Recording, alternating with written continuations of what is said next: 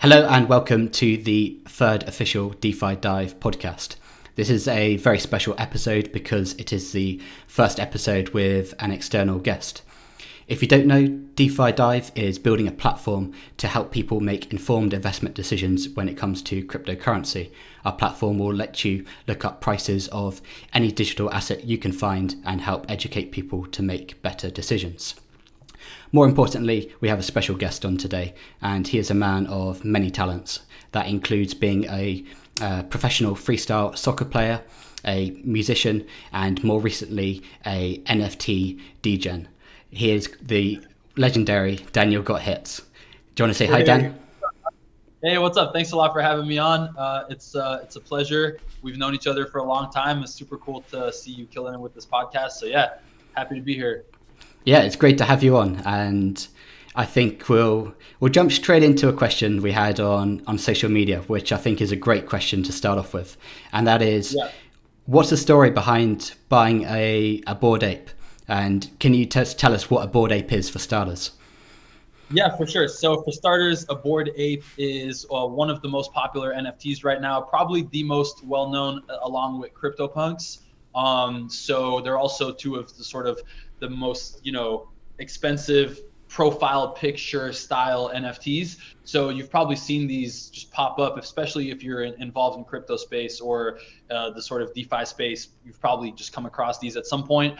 But they're basically collections of 10,000 avatars randomly generated from, it's sort of like a new form of art in a way where the developers and the designers, they make these different sort of traits, and then they just basically let the code mesh it all up together, and it spits out different randomized avatars, and it's like 10,000 of them. So yeah, you know that it's like a fixed supply. There will only be 10,000 Bored Apes, 10,000 CryptoPunks, and then you have other collections with different collection sizes and different parameters. But yeah, Bored Apes have sort of become a cultural phenomenon since when I got mine. I didn't, there was none of this like celebrities. Now you have Steph Curry, best basketball player in the world. He has a Bored Ape avatar. Post Malone, Jimmy Kimmel for a little bit. So it's getting to be like a big thing. But when I started, it was just like something cool. I actually didn't really think it was like, I didn't think of it as an investment at all, to be honest. I just thought it was kind of cool. So I'm very surprised. If I thought it was going to go up, I probably should have bought way more, but I really just wasn't thinking big enough with it. But yeah, so, and then in terms of how I got mine, I got injured in May of this year, and I had to have surgery on my knee. And so I realized I was going to be stuck at home for quite a while recovering, and with my leg locked in a brace. And I've been hearing people talk about NFTs for a while, and all the smartest people I knew basically were talking about it, but I never had time to just like really go in and study it because it is a bit complicated. So once I got injured, I was like, okay, I won't be able to do my soccer stuff for a while, so let me jump into NFTs and really like study it and learn it. And then that's kind of just like lucky how I got into it that way, by getting injured basically. Yeah, and so May of this year, how early is that in terms of the Bored Ape timeline? Was that when they're just being minted, or is that after the main sale? It was after the main sale. You know what? I actually don't even remember when the main sale was. I was too late for the main sale. I think maybe a month prior. So maybe it was April, something like that. Maybe even a little before. I'm not exactly sure. But when I got into NFTs, I think Bored Apes were about 1 ETH. So just to give people a perspective, the cheapest one right now is about 50 ETH. So that's like a 50x, even if you just have like the worst one, which is subjective. But if you have one with no rare traits, like a common avatar. So yeah, I mean, at one point I had 3 different apes. So right now I'd be looking pretty good on that, but I sold the other 2 way too early. But I'm thankful that I kept one, and I think that it's going to offer a lot of good opportunities to my soccer career as well, because I think having this sort of like avatar, like really sort of well-known famous NFT avatar, is going to actually open way more doors for me than the monetary value of selling it for liquid cash. Like I think I'll make more money through the opportunities that I get than selling it, if you know what I mean. That's really interesting. What kind of opportunities are there? I know that they had their party in New York. Do you think that's just a start of more things that are going to come? Yeah, so I went to that party in New York. It was, well, part of NFT NYC, which was an overall conference for NFTs. I went there. It was awesome. The energy was so electric. It felt like you're at the start of a new movement spreading around the world, which it really was. And people were from all over the world came through. And the Ape Fest, as it was called, was, I'm really, really bullish on the Bored Apes team. But it's not so much in terms of, accessing real life events and stuff, which I think is a misconception. People say, oh, the only reason people are buying these Bored Apes is because it'll give you access to a yacht party. Not really. That's not worth $200K to just go to a yacht party. I mean, at least in my books. But the way I see it is, the world's going more and more digital. Having a really well-known NFT as your avatar, whether people like it or not, it is sort of a status symbol in itself. And I heard one dude selling his Lambo to buy a Bored Ape. It's a real thing that happened like a month ago. And I think we'll see lots of things like that, because in the old world pre-pandemic, you were outside, you were out at events, you would pull up to a club, you might have your Lambo, whatever. People are like, oh, he's cool, she's cool. Now, the government wants you to just stay locked inside your house forever. So everything's going digital. What's the point of having a Lambo? You can't even go anywhere, you got to ask, the government if you could leave. So I think that having these digital assets that are sort of like the new flex is going to be the norm.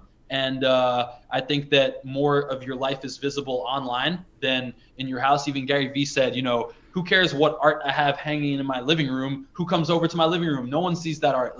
But if it's on my profile, everyone's going to see it. So I think that it's more so a networking thing of I've followed people just because they have an ape, and maybe they're super well known in the entertainment industry, or they manage huge celebrities, and they usually might not follow someone back, but they're like, oh, cool, this dude has an ape too. Yeah. Hey, what's up? You live in LA? Cool. Yeah, let's link. Let's talk NFTs. Let's do this. Let's do that. So I think it opens. It's basically just allowing you into a network of really, really interesting people that are clearly successful and want to be with like-minded people and sort of build relationships that way, basically.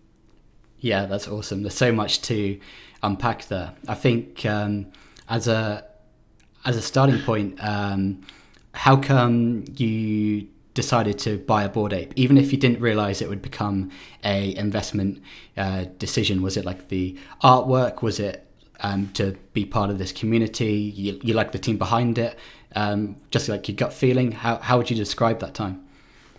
Right. So that's a really good question. So people are probably going to get mad at me, but I did not like the art at first at all, right? So at first I was, and I know there's people that are like, dude, this art is not good. I empathize with that because I didn't like the art at first. But it's almost like a hit song on the radio where you're like, what is this trash? And then the radio, brainwashes you with it another 50 times. And you're like, I love this song. This is amazing. So it's I saw these Bored Apes over and over, and people buying them and people excited about them. And I was like, you know what? It actually is kind of cool. Fuck it. And I kind of was like, it grew on me. And now I do like it. So whether that's a complete, cognitive dissonance on my part, it probably is.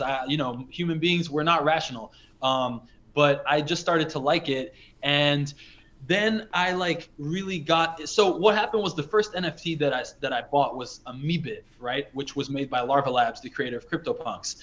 And I risked all my liquid crypto to buy this Meebit because it was about $8,000 to mint it. It was such an expensive mint. And because it came from an established team. So I had some Bitcoin, I cashed it all out to Ethereum and just minted one Meebit. And I was like, I didn't know what I was doing, but I was like, you know what? I'm sick of this. I want to be either homeless or rich as hell. I'm sick of this Bitcoin just staying in this. So I was like, let me get this fucking Meebit, bro. So I get the Meebit and I got a common one. So it wasn't really worth more than what I paid for it. But on the same day, I saw someone mint a rare one. It was a skeleton Meebit. It was a 1 of 10. And they sold it for 300,000 the same day. And I was like, oh, I get it now. I had the same chance to mint that they did.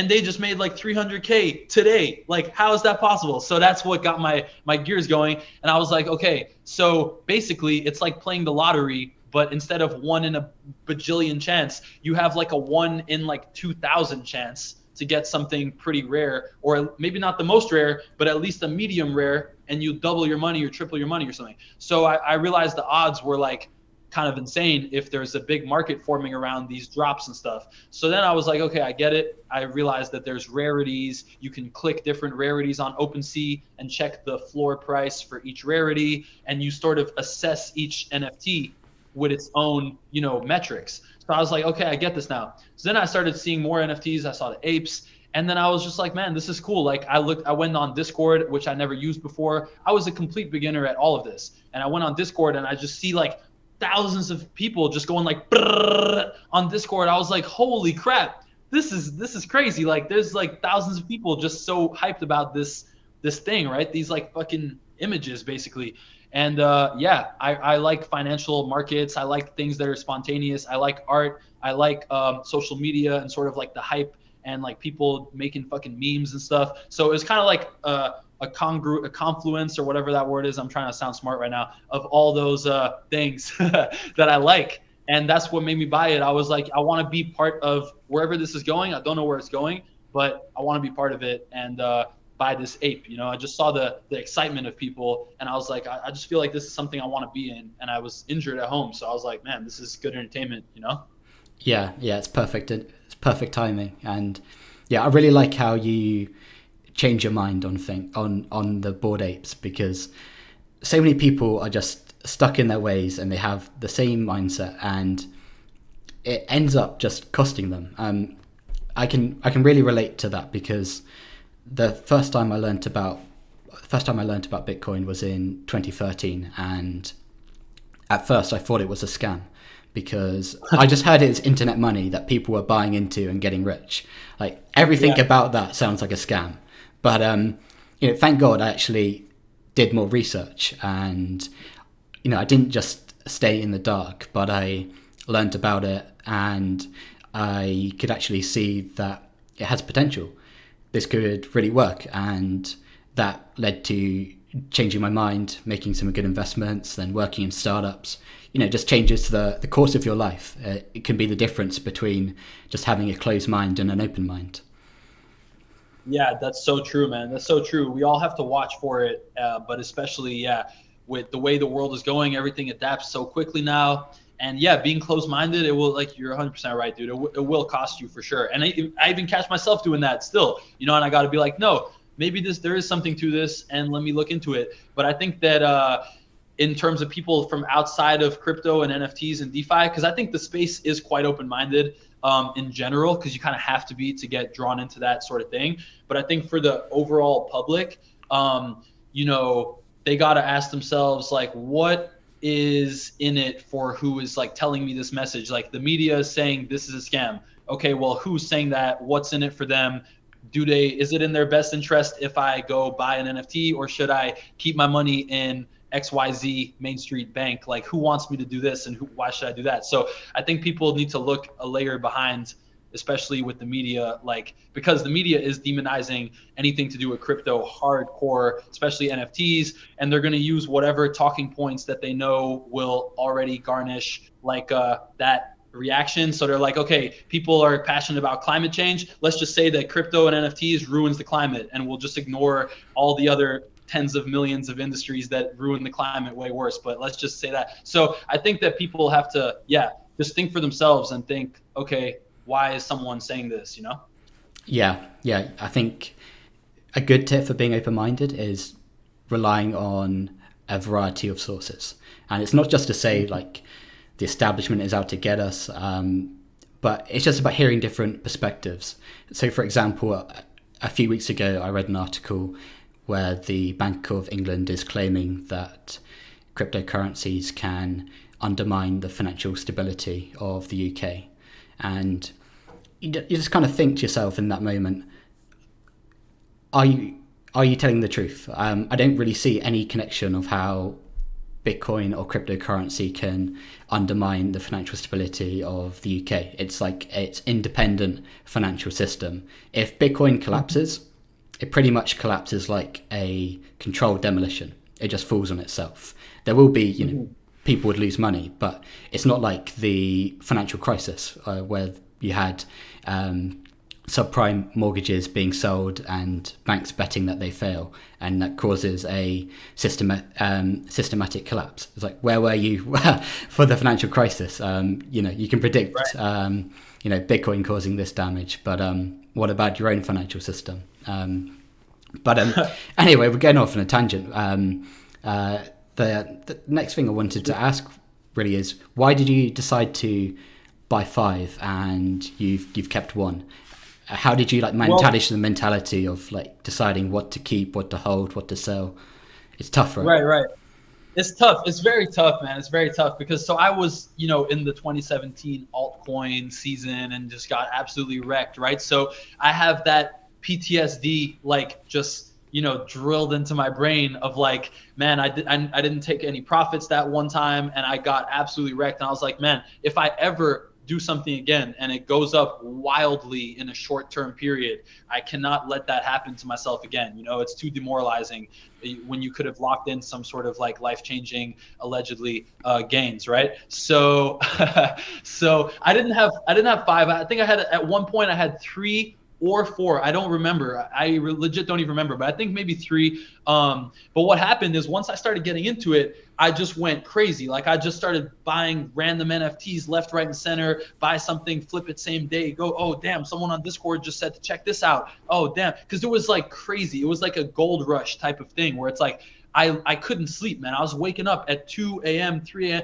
Sometimes I would go to sleep and wake up 2 to 3 times in the course of the night just because of adrenaline, and I would be like, I have to check the activity. I'd be like, oh my god, shit, okay, I gotta get on my computer, I gotta do this, I gotta list that.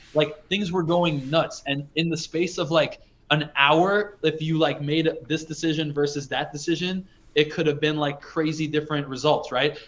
One piece of news would come out on Twitter about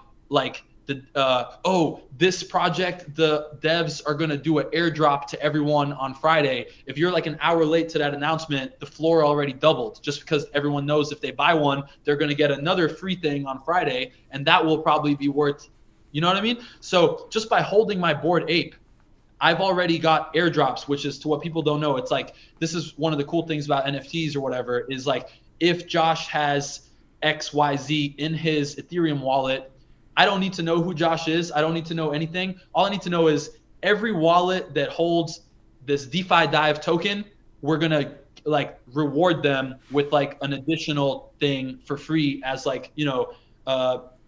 supporting us or whatever. So it kind of creates this new way of returning value to your customers or your shareholders or whatever you want to call it, your community, let's say. So Bored Ape Yacht Club had these Bored Apes. After 2 months, they're like, yo, every single ape, we're going to airdrop you a dog, a bored dog, basically a companion for your ape. And literally just a picture, same thing, but generated. And so everyone that owned an ape got this dog. And before the dogs even got revealed, right, it's just a picture with a question mark, they were selling for $10,000. And then after reveal, I got a rare dog and I sold it for more than that. So just by holding a Bored Ape, you minimum already made $10,000 on a dog. Then they airdropped another thing called a mutant, which is your ape sort of mutated in the swamp to this sort of zombie type mutant things. Those are going for $30,000 now minimum. So you start having these crazy sort of chain reactions of accruing value, sort of almost like a dividend. SEC, don't come at me. I'm just saying random words, but there's no financial advice whatsoever in here. But so it's really interesting. So I was basically just going crazy, doing random stuff, buy this, buy that, sell this, sell that, and just totally off the cuff, totally gut instinct. And I'm just lucky I didn't sell all the apes, because it's really hard. Something goes up and you're the same with crypto or any other investment. It goes up to a certain amount and you're wow, there's no way it could get higher than this, right? I better sell right now. And then you look back and you're like, damn, I shouldn't have sold. So you don't want to sell too early, but you don't want to also get wrecked and then not take any profits. So it is a juggling act. Yeah, it's so true. And the advice that I can continually repeat to anyone in cryptocurrency is just focus on being directionally correct. And I say that because the tiniest of decisions will have huge impacts down the road, 5-10 years down the road, and you can't foresee them. You can only just focus on being directionally correct.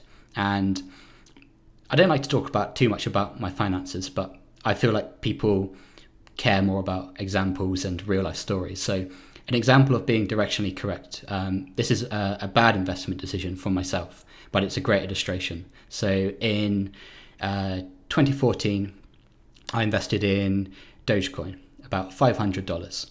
In 2017, I sold that Dogecoin for $1,000. Right. You could consider that to be a good investment. So you doubled your money in the space of 3 years. But if instead of investing in Dogecoin, if I'd invested in Bitcoin, I would have sold that for about $20,000. So wow. Bitcoin would have been the better investment. But here's the extra twist. Let's say I did actually invest in Dogecoin and I just held. That would have been worth $250,000 earlier this year, right? So in 2017, you're saying to yourself, why didn't I just put that money into Bitcoin?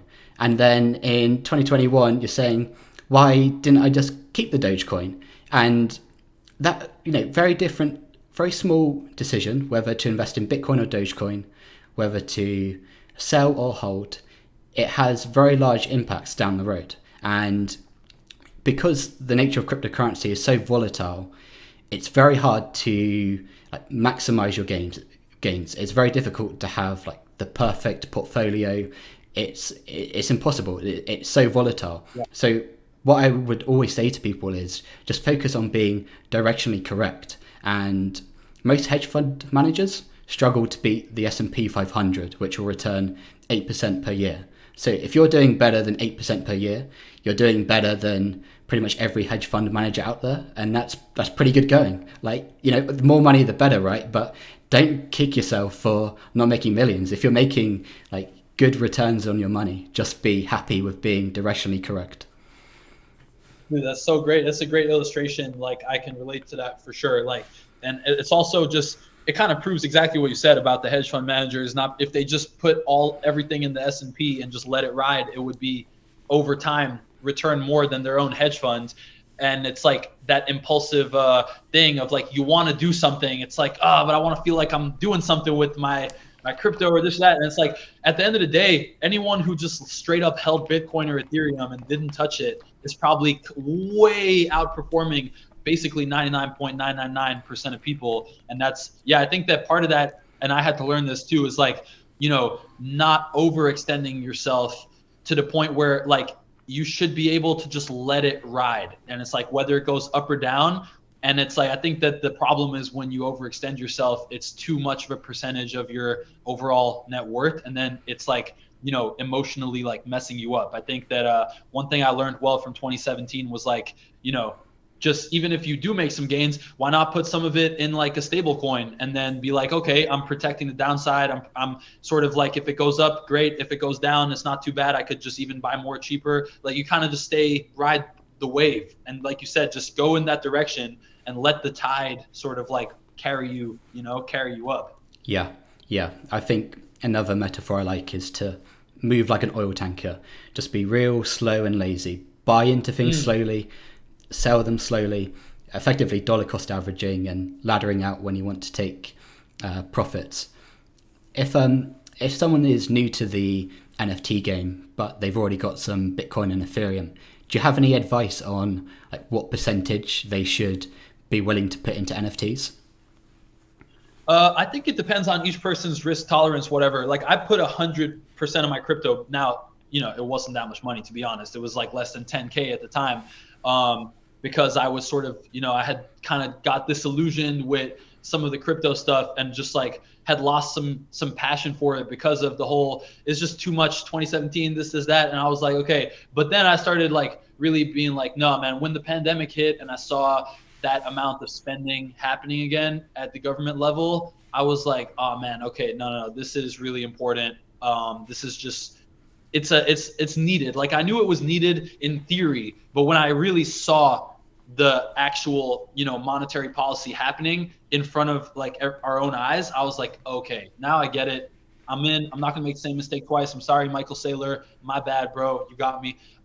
So I think it depends on risk tolerance. I think that you just got to do whatever feels right. And I think NFTs are like not for everyone, to be honest. I think that some people, I think it's if you have a really good understanding and sort of passion for art and creativity, and like for example me, I love following some of these digital artists coming out right now that I'm like, dude, this is going to be like a big name in art. This kid, I found the kid the other day, his name is Jasti, not the other day, excuse me, a few months ago. I just bought his first piece the other day. His name is Jasti, Jasti. Really love it. He's like 15 years old, and he makes this like awesome digital art and stuff, and he just drops some of his works. And he's like, hey, here's my new painting. There's like 200 editions of it. So you can buy one of 200 copies, right? Or you could buy as many copies as you want. And each copy is 0.1 ETH. And then once they sell out, it will go on secondary, and it could go up, it could go down. But I like that now I can take gambles on like people, it's like, oh, Josh is doing a podcast and he has a token and this and that. And like, do I think it's going to be a mega huge podcast? Maybe I'll just buy this token, and, people want to be in your podcasts. Like, they want to get your podcast like a week before it goes public, or this or that, or you have this benefit for your Discord community. So there's all these different ways that you could sort of invest in ideas or invest in people that I think were hard to do before. I mean, I could have bought an artist's painting, right? But it's like, it's going to show up at my house in a physical frame. How do I sell that? It's impossible to sell that. Now we've created just a massive global instant marketplace, basically turning everything, tokenizing everything, and making it very easy to trade things and buy and sell things. And for someone like me, like full degen mode, and like I'm a Gemini, my brain like is very fast with that kind of stuff. So I think it's cool that you can sort of buy and sell pieces of culture, because you couldn't really buy and sell pieces of culture before that were not tangible. Now you can buy intangibles and sell intangibles. So I think that it's going to attract a certain type of people. I don't think everyone needs to be into NFTs. If people are very, just data driven and just like numbers and things like that, they can probably just stick with other markets. But I think just whatever feels comfortable. I know it was a long answer. No, very good answer. I don't know if you feel the same way, but sometimes if I buy an NFT, I just think of it as like buying a decoration for the house. I don't even think of it as an investment, just think of it as like a consumption item. Like, I'm just buying this because I like it. And if you invest so little that you just don't really care, you're never really going to go wrong. So, exactly. And people are like, oh, what's the point? Why would anyone buy that? It's like, well, why would anyone buy anything? Look at this. Like, why did my girlfriend buy this little oyster tray thing? I don't know why she bought that. There's no reason to buy that. So why would someone not buy something on the internet? Oh, but you can't touch it. It's like, it doesn't matter. You can't see a lot of things, and we still buy them anyway. So I think that people are really underestimating consumer behavior, and as soon as it's deemed cool, or I gain some level of status by buying a thing, people care a lot about their status. The whole world is basically based on, why do people take out loans for a new car every 4 years that they shouldn't be buying? Because their neighbors are, they want to show that they have a nice car and I'm successful. It will be the exact same thing with NFTs. Girls will be asking for Hermes Birkin bags, like digital, for their avatar within 2-3 years instead of the real bag. Yeah, and it's so true that people underestimate it. I think a lot of people, when they think of status symbols and projecting images of yourself, they just think of people buying Rolexes and Ferraris to look flashy and demonstrate their wealth. But they don't understand how far consumerism goes. So, for example, I wear a polo shirt right now, and that's going to help project me as someone who's trustworthy. He's not he's not super corporate, that he's wearing a shirt and tie, but I'm still like projecting like, you know, I'm like a professional but casual kind of guy. In contrast, you've got like a necklace and a cap on. Those aren't huge status symbols, but they still tell the world a bit about your personality, right?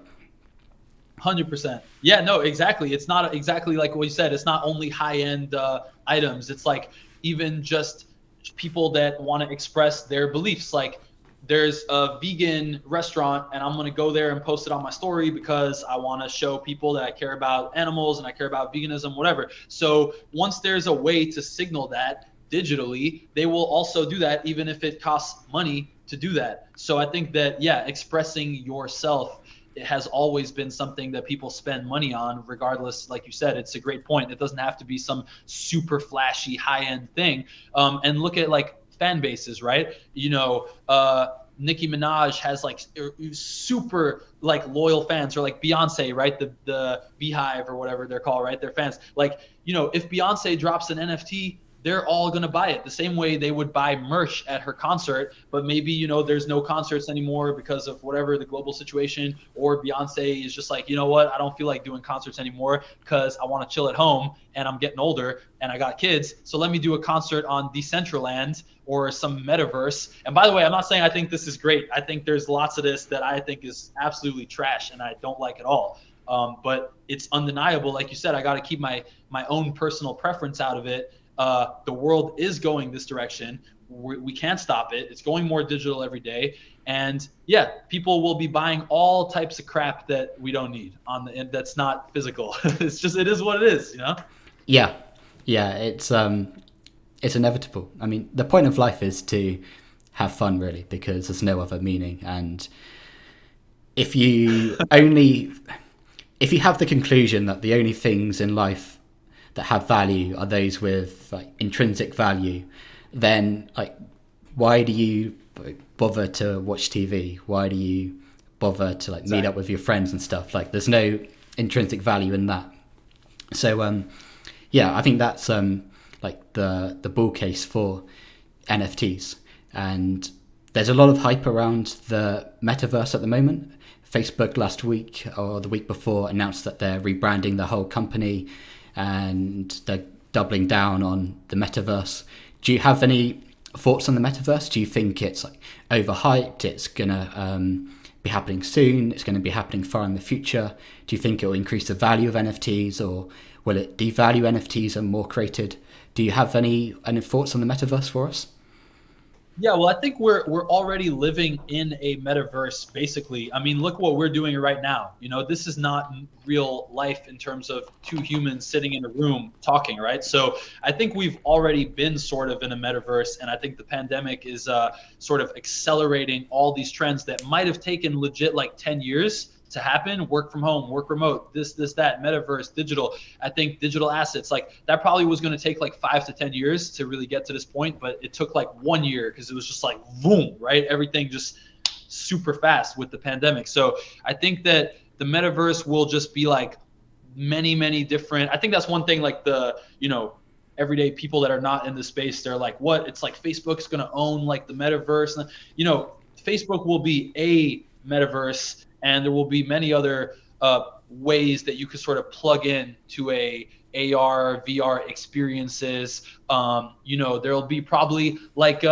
Man United will make a metaverse, like the, you know, whatever, like Barca will make the Barca-verse, and you'll be able to just have a VR headset or AR or some shit and plug in and do a tour of Camp Nou, and maybe the players feel like you're watching a training session with the players and all this. Every single business probably that's huge will have some sort of way that you could plug in to a metaverse-esque like experience, I think. I think it's like cool. I also think it's horrific and dystopian and probably going to be used for all sorts of evil things and more control and more, you know, draconian stuff and just way more government control. And I think it's going to be pretty horrible, some stuff that's going to happen. But I also think it's going to be cool. And I think there's going to be a lot of opportunities there. And yeah, I think it's just like asking, you know, a knife, you know, is a knife good or bad? It's like, it can be used for horrible things. It can be used for great things and making great meals and, you know, helping if a bear attacks you in the woods or something is going to kill you. I think it just depends. It's going to be used for all types of stuff. Yeah. Are you of the opinion that the corporate world will win out the battle for the metaverses? I'm kind of optimistic that people will come to the side of Bitcoin if they see Facebook are making their own metaverse, and we don't want another version of the internet that's just controlled by a monopoly. The internet is so good because no one controls it, then people will naturally come onto the side of cryptocurrency in the battle of, say, crypto versus Facebook. Most people don't like Facebook these days. So I feel like that's a good win for cryptocurrency, is that people should see more value in it, especially if they see it as a battle against a brand that they don't like anymore.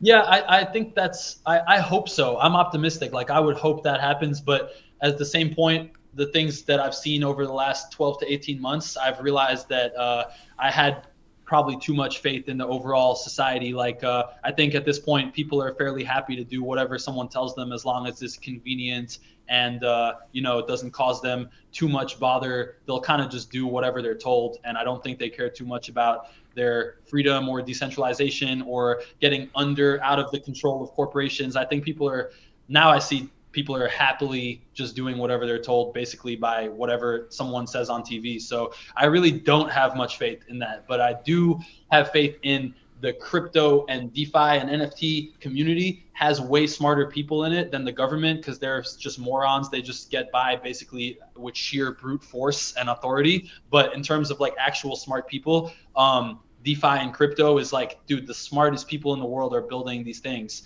out. And I think that we are seeing, super smart solutions being made to things. And I do think that's where I have hope. I have hope that some genius coder, some new Vitalik will come out and just have some crazy decentralized solutions to some of those centralized corporations. But yeah, nothing wrong against any corporation or like specific government in general. I'm sort of like, just speaking very, very generally, I have nothing against any company, but I would love to see it decentralized and owned by the people for sure. Yeah, I will be really hoping that the metaverse is decentralized to the same extent as the internet, if not more decentralized. And I say that because I think that the metaverse is inevitable, and a lot of people are skeptical of a metaverse when you imagine the Matrix films, and people just think it's ridiculous that you'll live in a virtual reality world. But I've kind of thought this through, and if you look at human history, from the beginning of mankind, we have made progress by improving our productivity. So at first you had the agricultural revolution, and we developed innovations in farming that meant that not everyone needed to be a farmer, but people could now specialize to become potters or blacksmiths or soldiers, and that was a massive increase in productivity and pushed humanity onto the next level. After the agricultural revolution, we had the industrial revolution, where we could make cars and planes faster than we ever could. And again, naturally, that lowers the inputs we need to produce a given output. So again, we're making huge amounts of productivity gains there. Then the next revolution we had was the information revolution. So the internet meant we could communicate faster, easier, cheaper, over longer distances. And again, we're just making massive gains in productivity. And I think the next revolution will be the metaverse revolution. The end goal for humans is like infinite productivity. So that means being able to make anything you want as cheaply as possible. And the metaverse is the end goal, because in a digital world, you can produce things just by copying and pasting code, right? The only way that we can live millionaire lifestyles is for everyone to live in a metaverse. Otherwise, it's just simply not possible for everyone to live like a millionaire.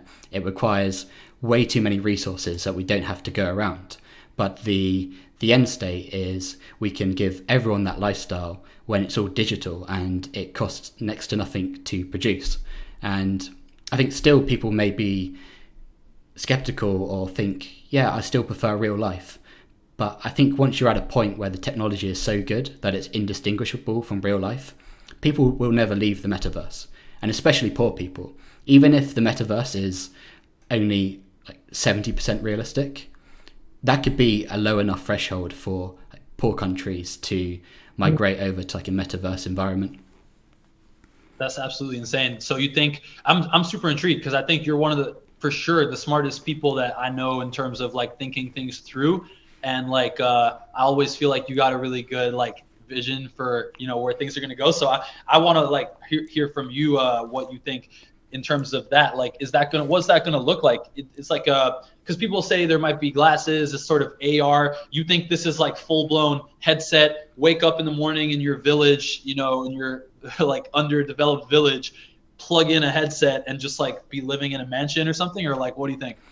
I think it will be like similar like the Matrix, where you are pretty much fully plugged into this world, and you will just have enough resources being supplied to you to keep your body going. Unfortunately, it sounds really grim, but you might actually it sounds really grim, but you might actually like prefer that.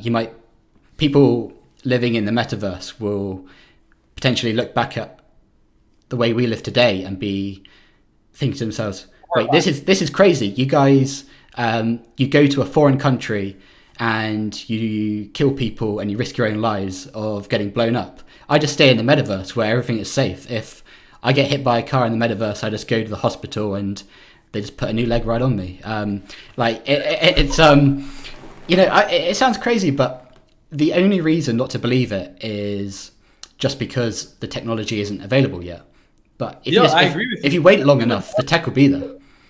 Yeah, 99% of people are very risk averse. So if you tell them, hey, I mean, look at everything happening now. You stay safe, stay safe. If you tell them, hey, in the metaverse, you can never get sick. You can never get injured. I mean, you are going to get sick because we're just going to keep you on a feeding tube and you're going to be fucking obese with your headset on. So your physical body might get sick. But, ugly people are going to rejoice this move big time as well. Because I think in the metaverse, and I'll throw myself in that, fuck it. You can just basically look like whatever you want. People that are weigh like 400 pounds, they're going to walk around with like, you know, slim. They're going to look like different. People are going to be able to sort of like showcase themselves in the absolute best light. I think it's going to be very, very bizarre, man. I honestly have no clue, but I think it will be what you said. People will look back in the future and be like, whoa, people used to like not have like this, you know, but I think there will be like some people that reject it, and you know, maybe I will even as well to a certain extent. You might be seen as like this sort of crazy like rebel if you like, you know, out like you don't subscribe to the metaverse. Like you like people will be like some wild tribe that, you know, is like out of contact or something in the Amazon. Yeah, that's a great analogy, and that would be nuts. You know, there'll be friction to switch over for sure, but you need to appreciate the rate of change of technology. And you know, 100 years ago we didn't have the internet, and the way things progress, and when you build technology on top of technology, it just becomes out of control. So this is a really good thought experiment, and that is the ancient Romans could have never have predicted Twitter because it just requires too many technologies to be predicted along the way. So you need to like predict electricity, you need to predict plastics, silicon, like aluminium, copper wiring, gold in a circuit board. Then you have to predict computers and the internet and social media. And I'm skipping out so many technologies, but like the Romans could never have predicted Twitter, right? Because it just requires too many layers of technology to be predicted. So when we try to make predictions, the way most people make predictions is they will combine two things that already exist, or they'll make a prediction that is an extra layer of technology. So people might predict a flying car or electric toothbrush, right? They're combined just like two things that already exist, and that's like as far as we can go. Or we could, predict just one layer of technology. You might be able to have the vision to create Bitcoin, for example, but then not even Satoshi Nakamoto could have predicted NFTs, right? Because we're going, say, Bitcoin, then Ethereum, then NFTs, and the real moral of the story is that the future is not possible to be predicted. So the Romans couldn't have predicted Twitter. So when we try to predict the future, we need to appreciate that it's like us predict it. When we try to predict the future, we need to think about the Romans trying to predict Twitter. They don't have the capacity to do it. So when we try to predict the future, we need to appreciate that it's not possible because there's going to be technologies we are not aware of that'll be the foundation for new innovation, right? So when you look back at the Romans trying to predict Twitter, there's so much that happens in between that it seems like impossible. That means that we need to be predicting the impossible. So when I talk about us living in the metaverse and we putting on like virtual reality headsets and living like the Matrix, if I'm able to think that, maybe that's too conservative of a prediction. The Romans could never have predicted Twitter because they don't have the mental capacity. So the things that are going to happen in the future are things that I also don't have the mental capacity to predict. So my metaverse prediction is probably quite a conservative one. And maybe it's more extreme than that. Short term, like that's just something you can predict short term, and then 100 years out, then it's probably going to be real crazy. But 100%. I think that as humans, we're very cocky. I think we have such an ego. We think we know what we're talking about. We don't know shit, We think people will say all types of stuff about even science, disproves itself over and over and over, which is a good thing because it's evolving. But people have all sorts of bold statements that, this is the way it is and just this and that. And it's like, dude, you've only been on this earth for like 20, 30 years. You can't be saying anything with any certainty. We all don't know shit, basically. And I think as the smartest people sort of realize that and don't take their own, like you said, sort of get out of your own way with your own just closed-mindedness. And that's exactly the thing. That's why some people will be like, no, screw NFTs. I'm not going to touch them. It's like, well, why don't you just stop just, that sort of what's that word, like the visceral reaction. You have to stop the visceral reaction and just be like, okay, why is this making you mad at it? Step aside, learn about it. If you still hate it after you learn about it, but most people won't even go down that step of learning, right? So it's interesting. Yeah. To go back more into NFT territory, do you believe we are in a bubble? Do you think that all of these high prices are justified? And for context, when you were minting a Bored Ape, they could be minted for $200, and at today's price, the floor price is $216K, which is unspeakable. Not even Bitcoin or Ethereum has posted those kind of returns.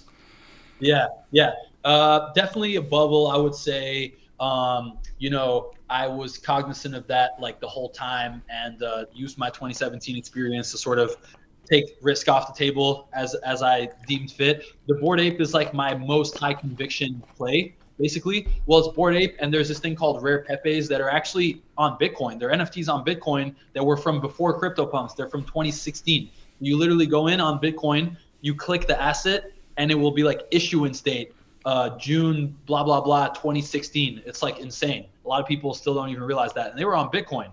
And you can still buy and sell them with Bitcoin natively. So I think, but the ape is my highest conviction play. So I was kind of taking everything else off the table as long as I didn't have to sell the ape, because I really think the ape is something really cool. I feel like it's something I can use with my soccer stuff and sort of make it my avatar, or I'm making a freestyle soccer video and my ape is chilling with me in AR, a 3D version of my ape is just chilling with me in the background, and I can make videos with that. I can, tap into that community with all types of stuff. So I think that the ape is really not worth selling to me. So I won't be too bothered if it goes down a lot. I think apes and punks probably are, I don't know if they're overvalued. I don't think they're over or under. I think I could see them going up or going down, but I don't think they're going to go down to worthless. I think they are worth something, especially punks, from being sort of the first big, huge NFT.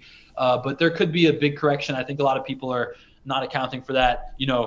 Would you be able to buy a Bored Ape at 80% discount at some point in the next year? Probably, probably. And will it, this is what a lot of people say, will it be it won't be cool when it's not expensive. And I actually agree with that. I think that's true. Is it cool if it's only $5,000? Maybe still, because most people still find $5,000 expensive for a picture of a monkey, right? So I think that it will still be something that people find obscene. But will it be 200K? Who knows, man. But I also wouldn't be surprised if it just becomes like $1 million. I don't know. We're living in a cuckoo land. None of this makes sense. And if every rich person in the world all of a sudden wants one of 10,000 things, and it could go up very quickly. I mean, look at real estate. There's a lot more than 10,000 houses. There's only 10,000 apes and punks. So, I think it's interesting. Most people that would have needed the money by now would have sold, right? So the only people holding an ape at 200K clearly don't need the money that much, or they would have sold it, right? So it's interesting. Yeah, I want to bring this up because you mentioned that it is a bubble, and I think there's a good argument that it's not a bubble. And I want to give some context to say that I am a conservative investor. I have like maybe 0.5% of my net worth in NFTs. So I'm not some fanboy that's trying to hype NFTs up. I have like very, very little money in NFTs. But I think there's a good case that it's not a bubble for this reason. If you look at the .com bubble, you had investors trying to continually raise more money and milk VC money and IPO companies while they could. And that was a bubble where everyone in the system was trying to sustain the bubble for longer and longer so they can make more and more money. If you look at the next bubble, the 2007-2008 housing bubble and financial crisis, you had the banks reselling subprime mortgages and then betting they would fail. And everyone in that system was trying to make profits and trying to sustain that bubble for as long as possible. When you talk to NFT investors like yourself, it's the opposite. People actually call out, we could be in a bubble, you need to invest conservatively. And the mindset is actually quite different. For sure, there will be people that are YOLOing funds, but I think the overall market mentality is very different. The only real reason to call it a bubble is simply because of the price appreciation, which I don't think is enough of a standard to call it a bubble. And if you look at, say, the market cap of Bored Apes or NFTs, it's actually pretty low. It's pretty low. So I don't think it's a huge bubble. You hear that? The whole NFT market, the whole market cap is smaller than Dogecoin's market cap still. It's not a huge thing. Yeah. So, it's only a bubble by one standard, and that's the price going up. So when you look at the psychology of other bubbles, there's actually a lot of differences. And that gives me a lot of faith, actually, that like pretty much everyone I see in investing in NFTs, they encourage people to be responsible of their money and they call out the risks, which I think is very different from the past two bubbles we've seen. Yeah, that's a good point, because in the past two, it's like, let's never ever mention the fact this might be a bubble. La la la la la. Everyone give us your money. Let's keep pumping the shit. And I think that this one, it's also like for example, like Bored Ape Yacht Club, right? That team.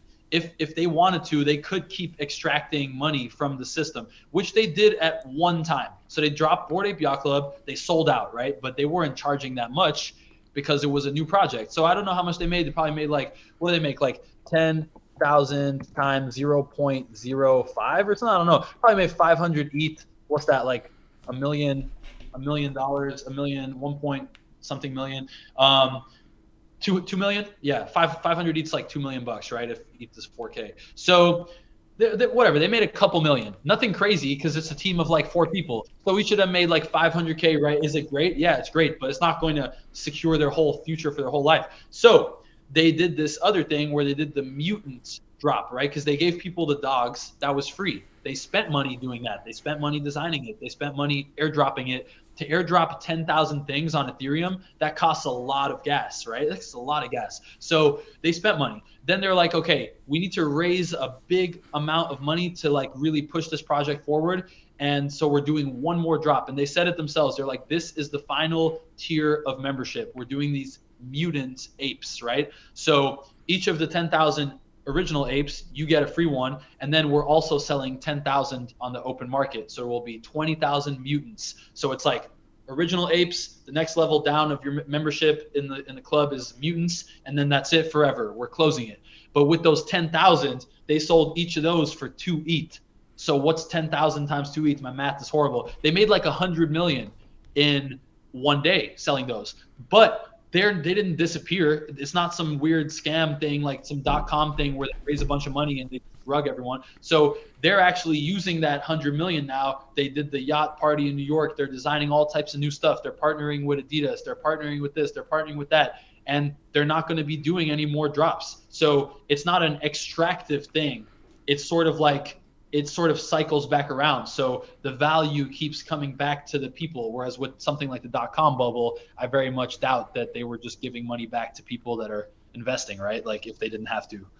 Yeah, that's a great point. And yeah, if you want the numbers, it was 2.3 million they made from the pre-sale of the Bored Apes, and then 46 million on the Mutant Apes. So okay, yeah. I think I was wrong there. Yeah. I think the mutants were 3 ETH each instead of 2 ETH. But anyway, whatever it is, yeah, they made a hell of a lot of money. But also, I will say caution as well. There's so many scam projects coming out. There's so many projects that will take your money and bounce the same day and not even reveal the artwork because there was no artwork, right? It was just like a pump and dump. So all the same things that happened in ICOs 2017, it's all the same scammers and scammy people are coming into NFTs because it's an unregulated industry. They know they can get away with stuff. A lot of it is anonymous, right? No one knows. I'm actually in the minority in terms of people knowing who doxed. You're doxed. That means people know who you are because of my Instagram and my soccer stuff and everything. And I make videos on Twitter talking about stuff, so I show my face.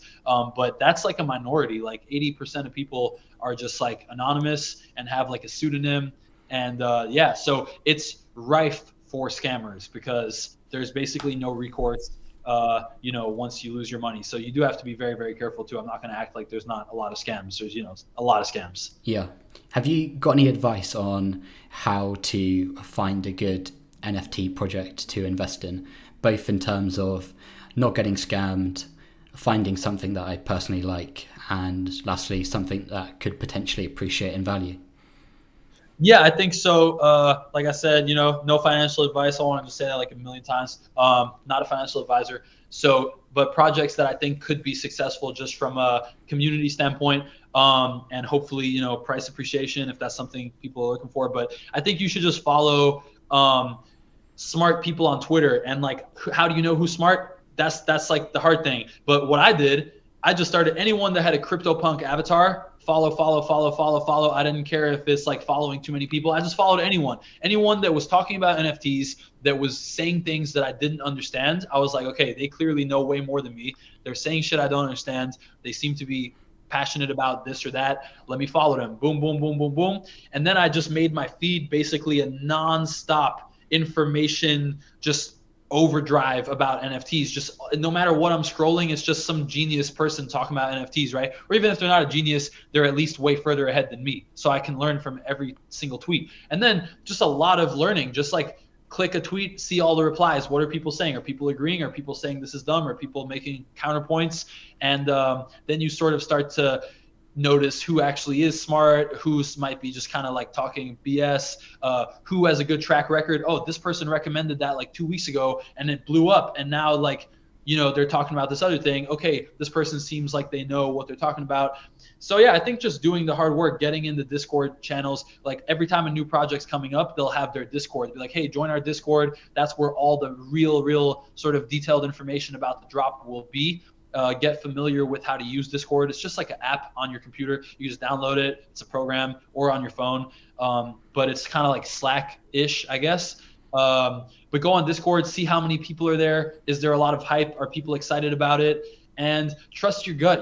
If the art is terrible or you think that their plans are terrible and there's a lot of hype, well, you're probably right, and it probably isn't good. You shouldn't just listen to the hype. I think you need to also like it, because if you don't think it's really, really good, you will be really nervous about holding it, and you'll probably sell it way too early, or you will just panic sell low or whatever. But if you really believe in it, you're going to actually, be more incentivized to sort of like, hold through like a dip or something. So like my ape, right? I'm not going to sell my ape if it just goes down 10%, because it's like, I really believe in it. So I think that's one thing as well, or if you are going to do that, well, then just be aware that you're being a speculative flipper, which is fine too. I did that too. But I think just know what you're getting into. Are you just flipping? Are you trying to hold something long term? And I think just get educated, man. There is no real silver bullet. I think just spending hours and hours and hours a day on Twitter and Discord is probably the only way to really get your head around it. Yeah, it's not easy to find NFT projects. People who only know a tiny bit about crypto, they'll often come to me and ask about like the next NFT project to look out for, or how to find the next one. And I don't really know. Like most NFT projects I hear about are just friends in the space talking about it. And then the one I'm most interested in at the moment is the British Museum are selling artworks from an artist, Hokusai. I might get the pronunciation wrong on that, but the NFT project I'm interested in at the moment is artworks being sold by the British Museum, and I learnt about that project by just going to the museum randomly, and they were advertising NFTs there. There's no way to learn about NFTs. It just, unfortunately, it's like word of mouth.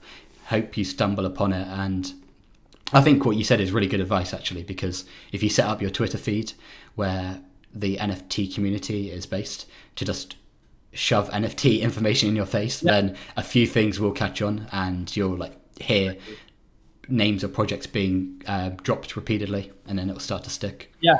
Exactly. And I think that always looking out for new projects, it's like more exciting because you can like mint one and you kind of don't know what it's going to be, right? So when you mint something, you don't know if you're going to get a rare one, if you're going to get a regular one. So there's an excitement. It's almost like a sort of a dopamine rush of like playing the lotto. So like you could mint something that will change your life, basically, if it's very rare and if it's a very hyped up project, right? Some people minted a Bored Ape for $200 that they sold for $1 million.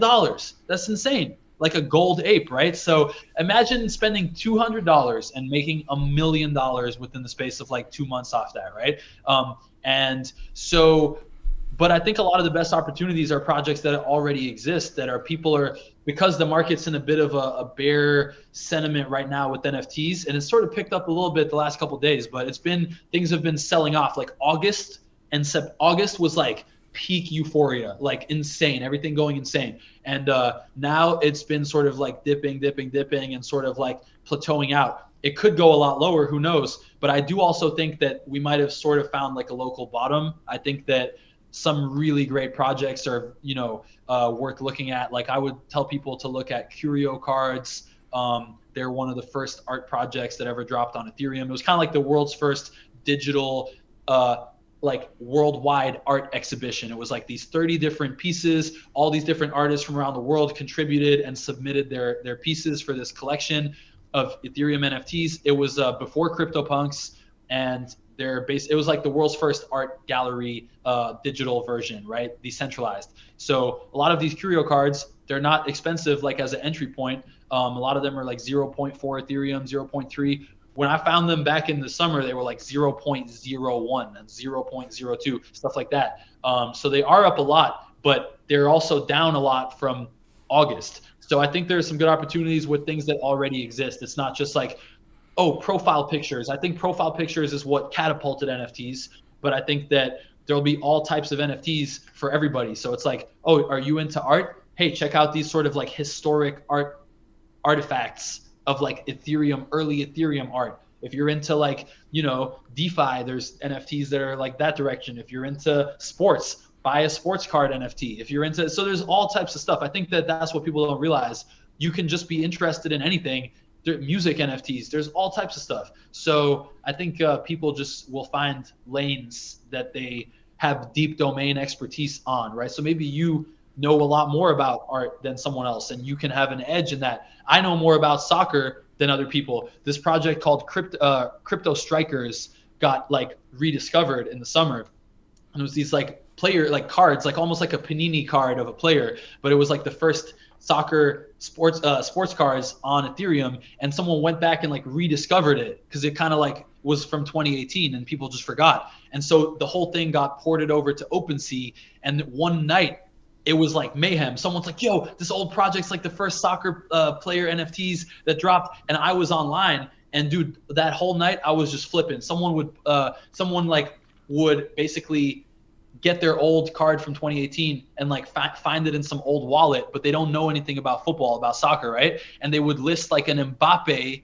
at like a stupid price, right? Like way too low, because they don't know enough. They don't realize how good Mbappe is or something. It's a lot of Americans like me, they're idiots, right? Oh, Kylian Mbappe, who's this guy? And they just list it. And I was like, oh my God, people are selling these players at really, asymmetric prices. Like I need to just buy this and then just flip it. Literally the same night I flipped like 5 different ones, a Ronaldo, Messi, a Neymar, Mbappe. So there's all type of weird opportunities that will come up if you just sort of keep your eyes open, Yeah, I think a trap that people would potentially fall into is looking for the next Bored Ape, and like the next Bored Ape won't be a animal profile picture, most likely.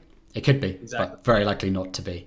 And there's so many different projects out there doing like innovative stuff. It's kind of just worth trying to get immersed in the community and ask friends and investing in projects that you believe in rather than trying to make a buck, like you say. Last thing, Josh, well, spend some money just messing around, bro. Like what you did, 0.5% of your net worth, 1%, less than 1%, whatever. You need to buy some stuff and understand how it feels. Cause I thought NFTs were like a joke, and I was like, why would anyone care? And then when you buy one, you realize all of a sudden you're emotionally attached to this dumb image that's just in your wallet. You're like, ooh, this is mine now. I own this, right? It's like just gives you a feeling of ownership of a digital asset, but you can't experience it until you buy it. So even if you just buy something for like $100, just like experience that whole thing of like, how do you sell it? How do you buy it? Oh, this is my wallet. This is my collection. And I think there's no way to theorize it. You just need to do it, Yeah, I completely agree. And I think people as well, they need to get into Bitcoin and Ethereum first. They need to hold Bitcoin and Ethereum, get a bit of experience in crypto in general, and then try to make a leap forward into NFTs. I think if you just like if you dive straight away into NFTs, you're never going to form your own opinion, because ultimately there's no right or wrong answers. We don't know the future. The only thing you can do is decide for yourself what you think NFTs are worth and how you would like to invest in it at all. So you really need to form your own opinion. And if you just leapfrog crypto and you just go straight into NFTs, I think you probably won't get that understanding, just because NFTs are built on the technology that cryptocurrency created. Yeah, that's a good point. That's a good point as well. Yeah, I don't know. I kind of would see both sides of that, but I think it's super valid. I think I think someone should just jump in and also do it all at the same time and spend so little money on it that it doesn't affect your life if everything goes to zero, But I think, just the sooner people don't procrastinate and just jump in, because every day you're not jumping in, thousands of other people are, and like getting ahead of you, understanding everything. And there is only a fixed supply of a lot of these great NFTs. Historically speaking, new ones, that's like part of the whole point of it. And what people need to study too is like, this is a math game at the end of the day, because the value of things is always going to be based on supply demand. And so that's one thing that you got to always check. Hey, what's the supply of this? How many of these exist? If 1 million of these exist, well, the price probably can't go too far up, right? But if it's only this amount or whatever. So also the amount of unique holders of a project is very important. So like Bored Apes has about 6,000 unique holders, which means out of the 10,000 apes, 6,000 people own the whole supply, which sounds like it might not be great, but actually for NFTs, that's actually a really great ratio. Like CryptoPunks only has about 3,000 holders controlling the whole supply of 10,000. So those are other things that will skew a decision, right? If someone's like, hey, should I invest in an ape or a punk right now? You might want to be like, well, that basically means that there's many people who own like 20 punks, 30 punks, 40 punks, and they'll be able to stomach just selling those at way cheaper prices, and they'll still be up so far from their investment. So people won't mind undercutting the floor on you. Whereas if you get an ape, most people are like me, you only have one ape and you really don't want to part with it. So there's less people undercutting the floor. So all these kind of things come into play. So I think people with a data-driven mind will do really well because they'll understand sort of the mathematics behind the art of the NFT, if you know what I mean. Yeah. I think one thing you did that was really smart is to buy more than one. So then if you sell, you've still got one investment left, because you can't easily just sell like half of your Bored Ape, right? It would have to be like all or nothing. So I think being able to take some profit and then let the rest of your NFT portfolio just ride out the market is that is definitely advisable. And I'm just trying to think what I was going to say next here. That is definitely advisable. And when people are getting into crypto, they might hear about people having like 100% of their net worth in crypto or 90% of their net worth in crypto. But what they need to appreciate is that a lot of people would have just put in, say, 5% of their net worth, 50% of their net worth, which is not a crazy amount of risk. But then once that grows and outperforms all of their other money and becomes like 99% or 100%, then it's a different risk factor. It's one thing to put 100% of your net worth into crypto. It's another thing to put a small amount of money, then that eventually becomes a 100%, right? Yeah. It's the difference between losing profits versus losing money. And because you were able to sell some of your Bored Apes already, you've like mitigated the risk of just it being a all or nothing investment. Yeah, no, thanks, bro. That's something you learn too. Like a lot of people say, buy 3 of everything. Like in the true degens, they're like, you got to buy 3. You can't just mint one. You got to buy 3. 1 to flip the same day, 1 to like sell for a profit like down the line, and then 1 to hold. Like just so that's what the true degens. But I mean, dude, some people load up if they see a good project and they have like spare Ethereum that they're willing to risk. Some people mint like 10, 20, 30, 40 of a thing. It gets pretty crazy. Like people really ape in, as they say. Yeah. But no, yeah, I think basically just same thing as people always say. It's so cringe, but it's so true. It's like don't put in more than you can afford to, like, if it bothers you when you're like going to sleep, or if you think about it when the price goes up or down like 10%, or like if you look at CoinMarketCap and everything is like crashing and you're like super panicked, like you have too much in. And I've been there, so it's like you're going to make emotional rash decisions that you're going to regret later, and you'd have come out on top investing like way less, but just having that mental fortitude to let it ride out and give it time to appreciate, like you said. So sometimes it's better to invest less because you won't make panic decisions about it. Yeah, very true. Yeah. The last topic I want to ask about is how you plan on making a living as a NFT degen. Are you going to be like merging NFTs into your soccer? Are you just going to try and become a full-time NFT investor? I'm really interested to hear your plans. Yeah, thanks a lot, man. So we've known each other for a long time, right? Like, so you've always been sort of like, following your gut with things, and you sort of like get passionate about something and you try it out, which I love that. And we always had great talks about that kind of stuff. Like, oh, I'm going to try this. Let's do this. I'm the same way, so I don't really know what I do at this point. If someone asks me like, what do you do? Like, I'm literally at a loss. Like, I just have no clue whatsoever, but I think that's cool. And like, I will just go with the flow. I was a freestyler, soccer. I guess really I was a soccer influencer. My main income was from being an influencer, like all these other influencers, TikTok, Instagram, whatever. Hey, can you promote this? Can you promote that? Post it on Instagram. And I was making a good living because I had I have a good following.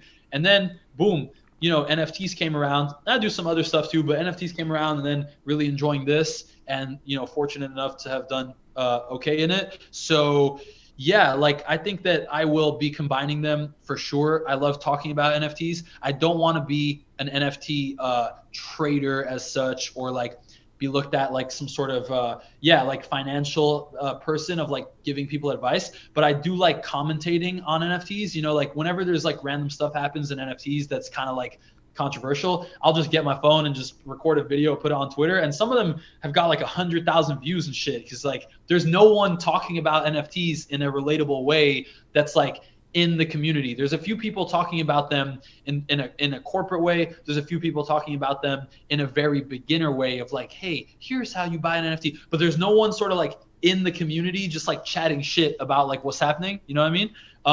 In a relatable way that's like also got respect from within the community. They're like, oh, this dude has a fucking ape. He's not just some random person. You know, that's why another reason I'm keeping the ape is because it's like instant credibility. As dumb as that is, it is instant credibility of like, you know, if I want to be in this space, I have that baseline of respect that people are like, okay, well, you know what? This dude earned it. He has an ape. He's still holding it. So he must have conviction, and he must believe in NFTs. He's not a faker. He's not just some random, you know what I mean? So I think that that's really important to have that trust and just to open a lot of doors. But I would like to figure out ways to join my ape with the soccer thing.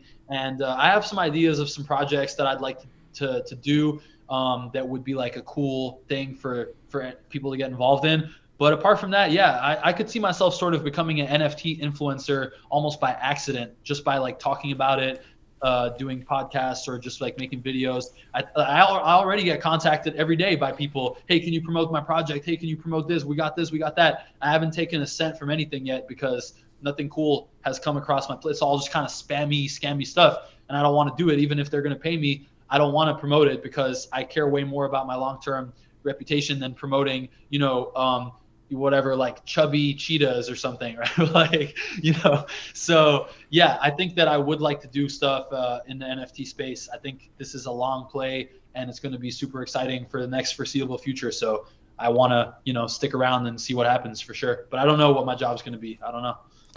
I have every faith in you because it's the same story I've heard for 8 years. Like, you don't know what you do, but you'll have freestyle football jobs, you'll have your own businesses you create, and then NFTs is just like the next random project you get involved in. So I have every faith that you'll find the right way. And I think I particularly have faith because you say it happened by accident.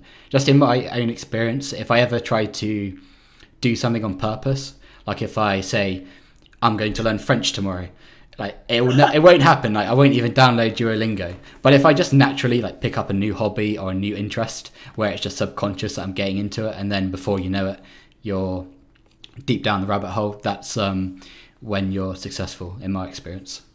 Yeah, dude, that's so true. Anytime I really think, oh, I've got a great plan now, watch this, I'm about to do this, it just fails miserably. And then, yeah, this is so natural, bro, so natural. And like, even just me doing my little videos and stuff, they're so natural. And it's like, people gravitate to it so much compared to like how much effort it causes me to do it, that I'm like, wow, this is insanely just natural, like a fit. It's almost like everything that I'm interested in and all of the previous skills that I've acquired, even with crypto, but also with social media and how to grow my social media and like being genuinely about it, and like meeting people even at Ape Fest in New York and people coming up like, yo, I love your videos on Twitter. I'm like, what? That's crazy. Like, what? I didn't even try, you know, I'm not trying to get known or anything. I'm just having fun and it's working. So I think like, yeah, when something happens very easily or it's just like a natural fit, I think like it's stupid to not double or triple down on that. You know, it's like, it's already working.